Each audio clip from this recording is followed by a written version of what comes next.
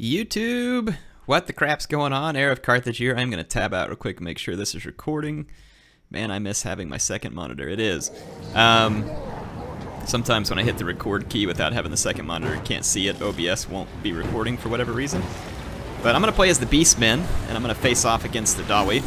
I haven't played them as the Beastmen in quite a long time. I've got 2 Razor Gore Chariots, a Death Shaman on a Razor Gore Chariot. I've got 4 Ungor Spearmen. I've got 2 Ungors. 2 Gore Herds with shields, 2 Bestigore, and then my army is being led by Morgur the Shadowgave. There he is. And then I have the Butchers of Kalkengard, which is the self-healing Minotaur unit there, the Minotaurs with shields. My opponent brought a very elite dwarf army here. He's got some Longbeards with great weapons up front, 2 of them, along with the Grumbling Guard. He's got 4 Slayer units. He's spent a tremendous amount of money on Slayers, and honestly, Slayers can be decent against Beastmen because they do good against unarmored infantry, but they're a pretty expensive unit to throw at unarmored infantry. They're really better against unarmored monsters. Now my opponent has a Thane and Thorgrim Grudgebearer and a Runesmith, so his army may be small, but it is going to be very elite, and even my good units like Bestigore are going to be challenged to cut through it. He's even got a unit of Hammerers here. So it's going to be a little bit challenging, but he doesn't have any artillery, so he's got nothing to force me to attack him from a certain position. He does have 1 ranged unit that just became visible, and I noticed it right when he started firing at me, so I start fleeing. I didn't know what else he might have back there. I thought that was his entire army, but I was being careful not to charge into something that got me in trouble. He quickly faces off and wants to fight me, and I can understand why he wants to fight me. He's pretty much going to win. I did put some Ungor Spearherd in front of my other units just to kind of absorb any missile fire that might come. Of course, the dwarves aren't using any missiles. And his guys are going to be kept pretty fresh by the Grumbling Guard. I'm backing up for just a minute because I want my chariots to finish these Quarrelers, and they are pretty quickly going to put an end to most of them and rout them, but I can't afford to stick around and chase them all the way off the battlefield because my opponent is chasing me and I don't want to run away forever. So now I'm going to go ahead and take the downhill charge. So all Beastmen hurtling headlong in here, and yeah, you can see everybody charging through. I'm going to take the Butchers of Kalkengard around the flank, as well as my chariots. My micromanagement's a little bit slow, so I'm not doing spectacular here. My opponent's buffing his troops with his Runesmith. I go ahead and drop a Purple Sun, but I dropped it a little too far away from his main infantry line. It kind of just moves away and does very little. I'm going to go ahead and bring in my chariots, try and get some rear charges here, and do a bunch of damage to his infantry, and I am somewhat successful in this. So that first Purple Sun was pretty wasted. I should have waited until I had a slightly better target.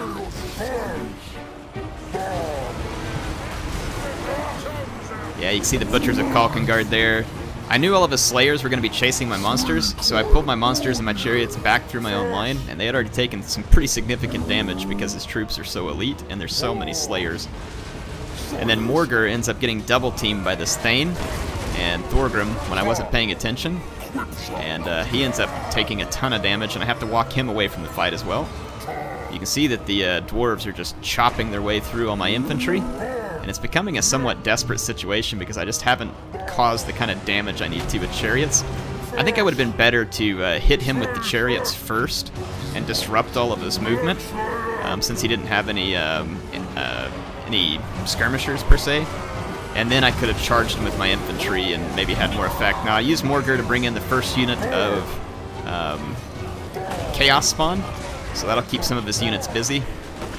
And then I'm able to get the Butchers of Kalkengard into the right spot, and I'm able to kind of clean up one flank here while I continue to try and do some charges. But my chariots, I'm not using them the best. I need to practice with chariots, to be honest. They're very good when you use them right. Morgur actually temporarily gets routed by Thorgrim, which is somewhat disgraceful for me.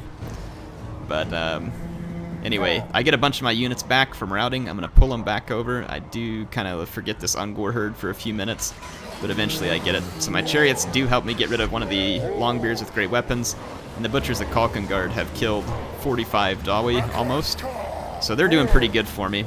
They can heal though, and you can see they can still heal their entire health bar, technically. There's 8 of them left. And I really should pull them out of combat so that when they have more unit models, I could pull them away and let them heal. You can see there they're losing unit models. They're down to 5 all of a sudden.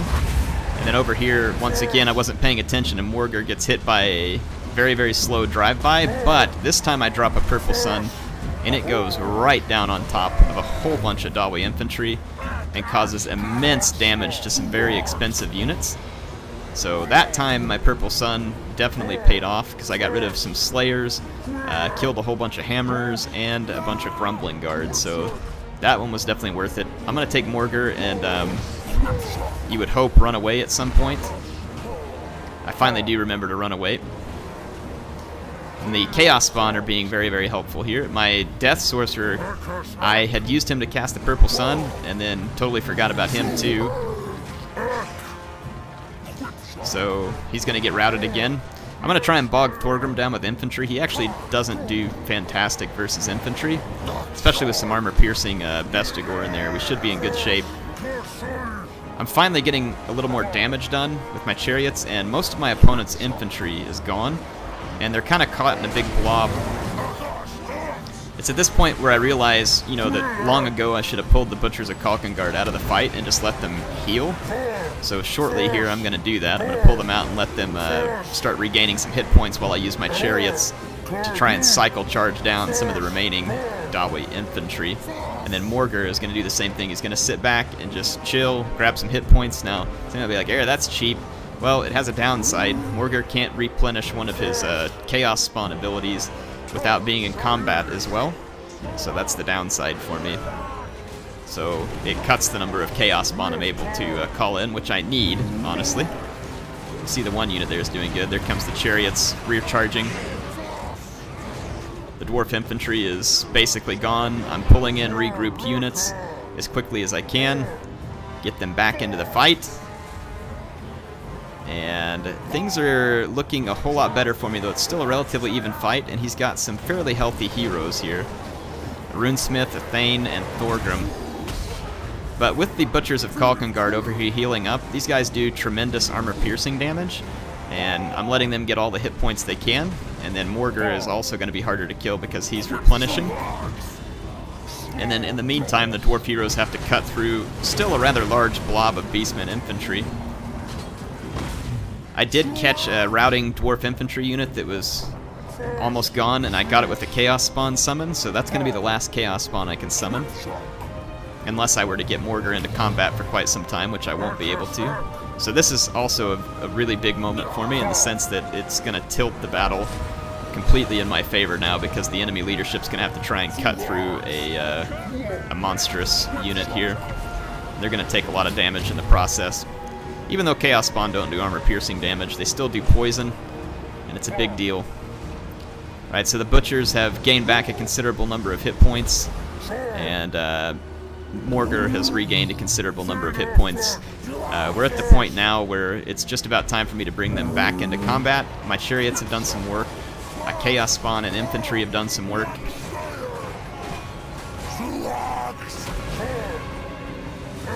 He's going to use the rune on my Chaos Spawn, which is not going to work real well. See, he's managed to cut away some of my chariots, but here comes the Butchers. They're going to come straight for Thorgrim. And Thorgrim is pretty weak at this point. He's pinned in between Butchers of Kalkengard and a Chaos Spawn. So he's not in a good place right now. So although Thorgrim was riding high earlier, getting quite a few kills, he's going to be chased mercilessly from the battlefield. And then the Thane and the Runesmith are now left unto themselves. And Thane is in pretty bad shape. I've got some more units that regrouped. I'm going to pull them back in. I got a Spearman that needs to come back in as well. But at this point, Morgur can just stand in the fight, and the Butchers of Kalkengard, even though one of them just died there, getting some serious work done. And that's going to be it. It's going to be a very Pyrrhic victory over the Dawi. That was a very elite army. I didn't fancy having to face it in that way. I should have used my chariots much better, and it would have made that a lot easier job. If I would have just gone and harassed his army with my chariots before the fight ever began, I probably could have caused significant disruption and damage, enough to cause either a good place for me to do a purple sun, or a good way for my infantry to get a very clean charge rather than letting his guys be on a counter charge against me. So might have been another way to handle it. I also let Morgar and my Brave Shaman get caught too much, but my Brave Shaman still paid off with those 130 kills due to the purple sun. So he actually ended up being the MVP even though I mismicroed him. So he could have done so much more because he was on that chariot as well. You can see my chariots, one of them ended up getting some decent kills in the end with the chevron, but the other one was just kind of so-so. Even my Bestigor herd, which are better against armor, had a difficult time, though you can see this one got a chevron even with only 25 kills, so they got some important kills along the way, or did a bunch of damage to Thorgrim, one of the two.